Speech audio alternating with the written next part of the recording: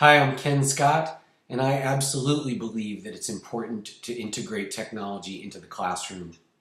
Um, Technology is every facet of our life. Our economy moves with technology, medicine evolves with technology, social movement and change is brought about by technology, and digital communications, just like this video right now, shape and influence our lives every day and influence our belief systems.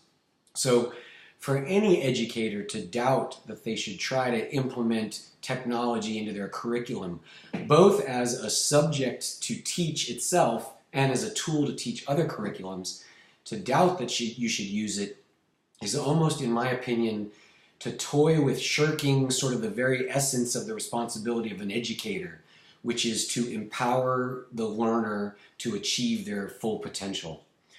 And I think there's two factors that go into this. One is based on principles of connectivism. I believe that technology can help educators transfer knowledge much more efficiently than many conventional methods, thus achieving learning outcomes at a faster speeds and allowing learners to develop more quickly. And second, I think educators have an opportunity to teach students how to use technology so that they can interact and thrive in a technologically driven world. Unfortunately, the barriers to getting technology in the classroom can be many, but hopefully they're becoming fewer and fewer. The first barrier oftentimes is just reticence. Whether it's a staff member, a teacher, or an administrator, they don't want to embrace the change of technology. We didn't do it this way then, so we don't need to do it now. Or for whatever reason, they may bond together with others who are usually digital immigrants and defy that change. Most often, I would believe that this is probably born out of being uncomfortable or not confident in their use of technology in the first place. Another barrier actually is educator capacity.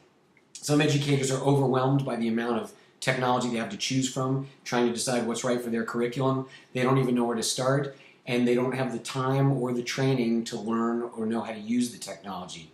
So it doesn't really allow them to want to persist.